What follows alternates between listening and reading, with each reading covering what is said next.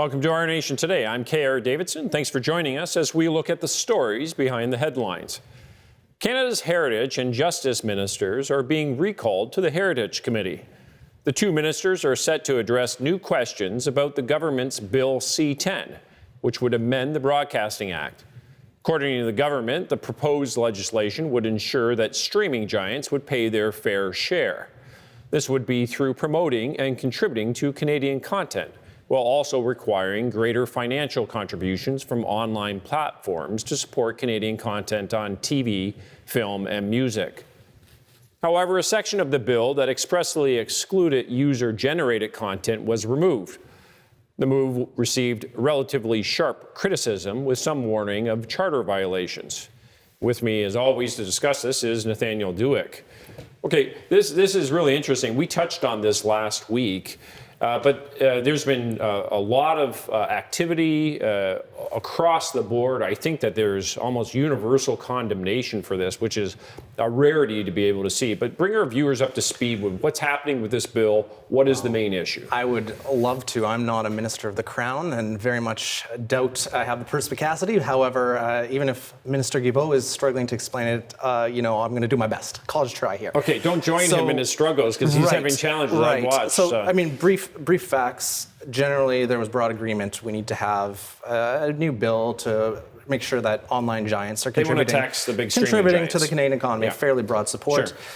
There was a clause in there that protected individual users. So basically, that was read into the bill. This is the Broadcasting Act. So you're basically saying protected. It means that the average Canadian will not be subjected to the mandates of CRTC, which would be censorship, right? Well, let's not get too. Let's explain it and then go into. Go ahead, please. Because So you're right. The bill that's being proposed, C-10, would amend the Broadcasting Act to bring it into the digital age.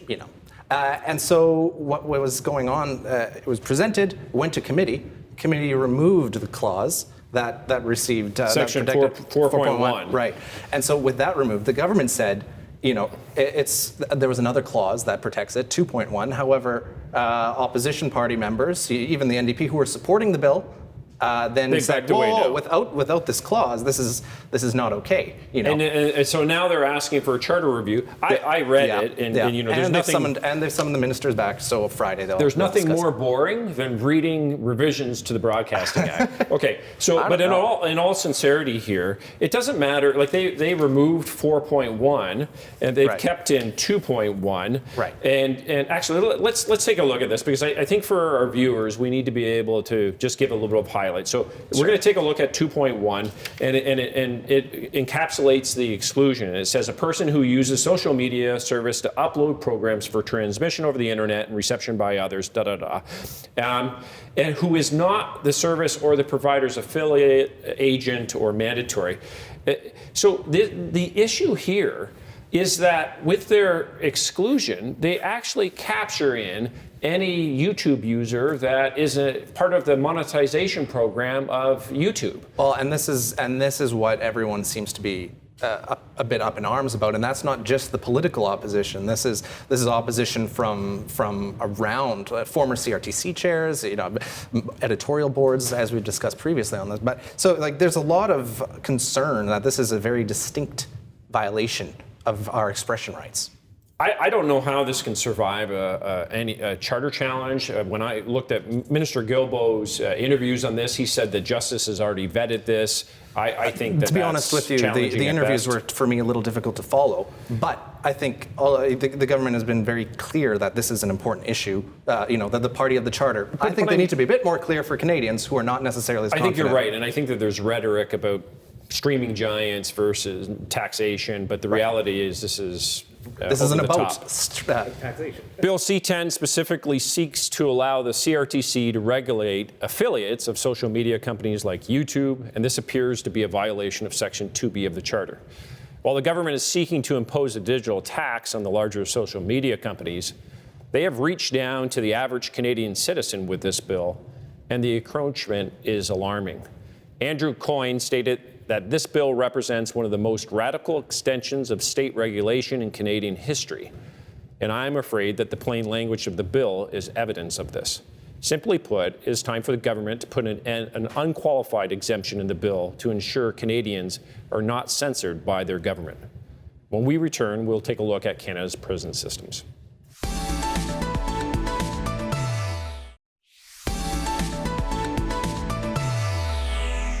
Welcome back to Our Nation Today. The Correctional Service of Canada is reviewing a report that has found issues with relatively new structured intervention units. Introduced in 2019, these SIUs were designed to replace solitary confinement. Inmates transferred into the units are supposed to be allowed out of their cells for 4 hours a day, with 2 of those hours being dedicated to meaningful human contact. Independent external decision makers review the cases and provide for binding recommendations. However, a new study says that there are shortcomings in the system and the reviews are not adequate. Okay, so let's just take a look at this committee here, because this is a little different than what we normally see in legislation. Normally the judiciary is overseeing legislation where there's non-compliance, et cetera. But in this case, the bill, which was Bill C-83 in 2019, they set up this independent review board, which was academics and professionals, and they're giving a report on this. Give us a bit more background on this report and some of the findings, if you can. Right. So, I mean, ultimately, what we're trying to do here is they're trying to phase out solitary confinement. Sure. Solitary now confinement. By a different name, right? Right. Well, that's the problem. That's what this report and this series of reports has been looking into. Is that this wasn't supposed to just rename solitary confinement. This was supposed to end solitary confinement. Accord with UN obligations, right, under international law, under the Nelson Mandela rules, right? Yeah. Solitary confinement can be a form of torture. So how long are people allegedly being kept in solitary confinement for? Well, no one's being kept under solitary confinement now. Under the SIUs. Right? Under the SIUs. However you might frame it. And this is where things get a little bit more interesting with the report, because the report says, actually, we don't actually know how long people are being kept. There's not enough data on this. You know, the Correction Services Canada said, we don't have the exact data that we can provide for you at this time. So let's dip into just a little bit more of the facts here. So you've got this independent board that's set up. I think Ralph Goodall set it up before Bill Blair went in, and then afterwards they have a 1-year mandate. During the mandate, they make requests to the CSC. CSC doesn't fulfill their request. They resign in protest, basically, and then all of a sudden the minister says, "Here, okay, we'll give you the information now." They get the information again, delayed from before, and now the CSC,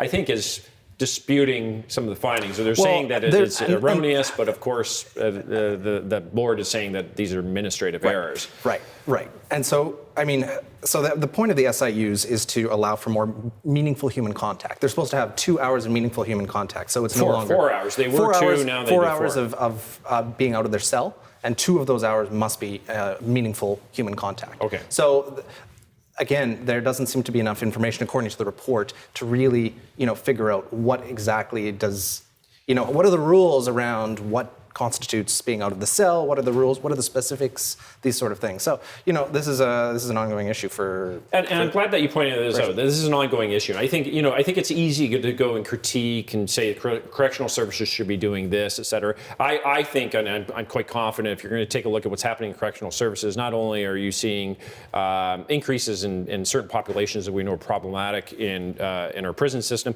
but mental health issues are going through the roof. And the question is, does correctional services even have the supports to be able to deal with that inside? And I'm pretty sure that they're using these SIUs to deal with that. Right. And so, one of the things with Professor Dube was saying, he was asked, what is the reason behind this? He says, we haven't got to that point. Right. We know there's a problem, but we don't know why. Yeah. And so I think the government needs to be coming in and taking a look and starting to drill into this. And the question is, what does correctional service do to respond to this? And are they enabled to do so? Right? Do they have the personnel? Do they have the funding? Do they have the resources in general to ensure that this is being met in our federal penitentiaries? Yeah, and one of the things is that they actually said that because of the COVID issues that this has impaired it, but actually the study said that there was no COVID cases in a block of the penitentiaries that were studied. So. More on this, I'm sure. So Professor Dube's and Sprott's report states that when looking at our federal penitentiaries, the CSC either does not know what they are doing or that they do not want the public to know what's happening. Now there needs to be a shift to look into the issue in greater depth and to move from the what to the why. Why is the CSC not adhering to the legislative requirements? There is further information that is required, so this is not simply a review as who is doing what right or wrong, but looking at substantive issues so solutions can be presented. As de Tocqueville recognized, there should be no authority on earth that is without oversight. The question remains, what is impeding the legislation and the reforms that it requires? When we come back, we're going to be talking about how Canadians rate their banks. Stay with us.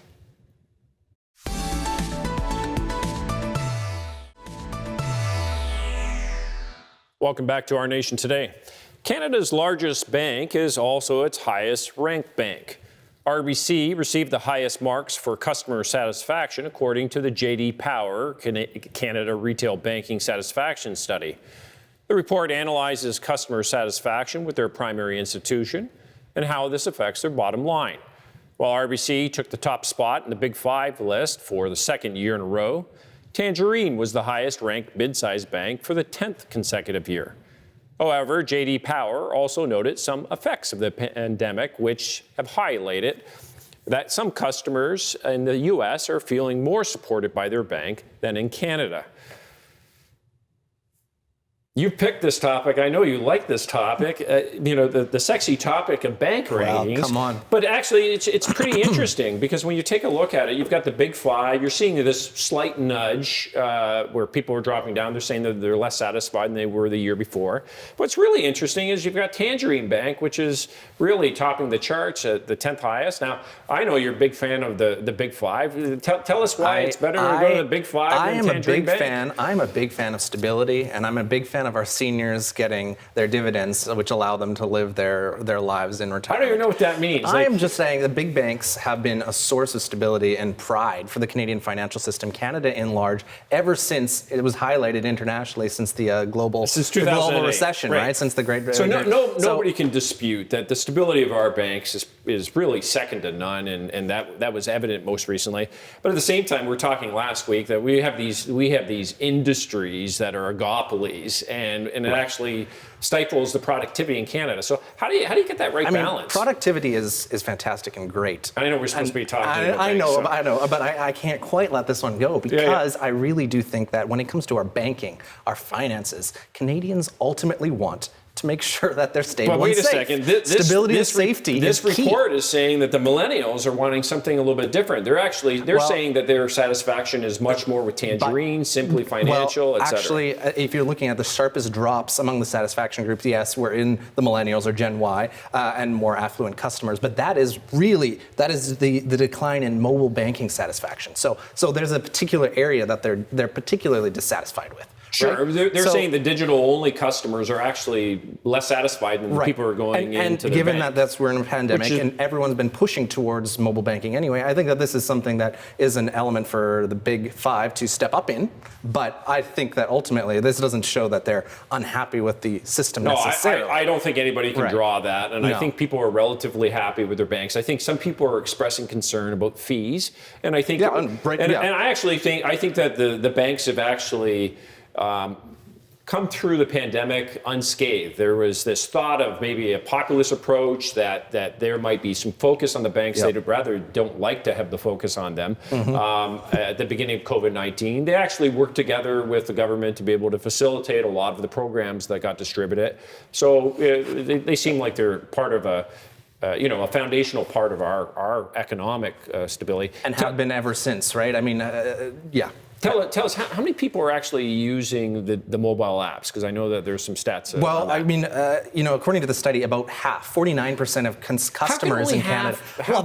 Do that? To be honest, I don't know do the you last even use time. Cash, or? I don't know the last time I stepped foot inside a bank for my own personal banking. So. Very, very interesting. Maybe telephone banking is just like going crazy for the other half or something like that. We'll see. But I mean, at the end of the day, I think digital and the focus on digital needs to be one of the most important focuses for banking going forward, and making sure that customers are satisfied and have their needs met. Otherwise, like you're saying, there's a rise of other banks as well. And this is actually the competing interest that the bank has, that the more affluent customers want to have that access to more digital services, and that's where it dropped over there. But then you've got the other part where people are going, well, we don't want more fees here. The fees just keep on going up and up. So, that'll be interesting. But I think at the end of the day, I think you're right. I think the banks give this stability. They're a big part of our economy. And then the question is whether the millennials carry through with your generation, because I know you're actually tied to the higher generation. So. Banking represents both a place where Canadians can entrust their savings resulting from their hard work, but they also represent a significant support structure to our economy to ensure that people are able to get financial help when needed. The J.D. Power report identifies that satisfaction in both groups, those that are more affluent and those that with less, are both seeking something more in their banks, whether that is greater access to services or less fees. It is likely that these changes will only come with greater competition, and for the most part, Canadians have traded that off for greater stability in our banks. The question is, will the next generation bank on them in the same way? When we come back in our final segment, we'll be looking at a genocide at the hands of the Islamic State.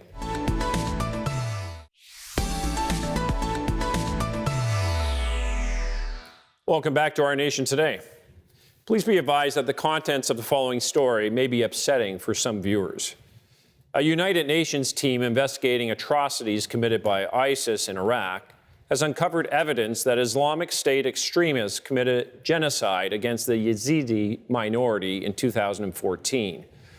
The head of UN's investigative team to promote accountability for crimes committed by Daesh says they have found clear and compelling evidence. Karim Khan says the genocide was evident in the convert or die ultimatum applied to all Yazidi by ISIS, the Islamic State.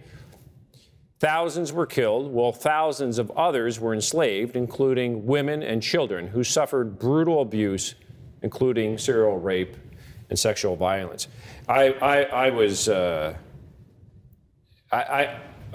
couldn't believe what I was reading in the 2020 Amnesty International report. We haven't had, since 2000, I think there's been a few genocides, and I think that this one has not been as evident as others. And I know Canada has played a role with the influence in the Security Council to commission this, but can you give our viewers a little bit more of some of the findings of what's happened and the results of this most recent investigation? Yeah, I think, with a story like this, it's not a story actually; it's people's lives that have been completely. Anyway, so the team that looked into it has found clear and compelling evidence, they say. This is evident that the Islamic State and its fighters wanted to completely cause the physical and biological destruction of the Yazidi people. The Yazidis are a minority group. They're not that big. I think only about 500,000 or so. Estimates vary, and we're not necessarily certain of the exact numbers now. Yeah. But there's a great deal of concern. So give the viewers just a better understanding of the Yazidi people. Right. Who are they comprised of? Where is this geographically located? Right. From what I was reading, they are, they have a distinct religion, and so they're a religious minority. That it takes elements of Christianity, of Islam, of Zoroastrianism, and even some other of religions. So, which puts them at odds with the Islamic State. Islamic State's calling them devil worshippers and seeking to eradicate them, right? They part of their creed has a peacock as their emblem, which is seen as a sun. The brutality here, which just stuns me. Number one, we're seeing chemical warfare again, which is just it's unbelievable that we're seeing this. Yeah, they were testing chlorine gas on their live prisoners. So. But on top of that, they were taking such young girls and brutalizing them in sexual slavery and rape. And this, you mentioned the 2020 Amnesty International report, and I think it's easy for us with different events going around the world, we can sometimes lose focus of things that have happened in the past and maybe weren't as reported. Yeah. But this is something that is so clear, so evident, so stark, so it's and Canada can actually do something. I think sometimes when people hear these stories, they go, okay, well, what can we do? And the reality is the Canadian government lobbied to make sure that the Security Council conducted this investigation. And now we're starting to see some things with Amnesty International that not only were these victims victimized, during this ordeal, but upon their return, they're not able to integrate back in society because they're having children by way of by rape or otherwise. Right. And now we're hearing about forced segregation from their children and such. Right. And so I think that there's a lot more that Canada can do in that area. What are you seeing in that area? There's a few points from the Canada Yazidi Action Coalition. You can build awareness.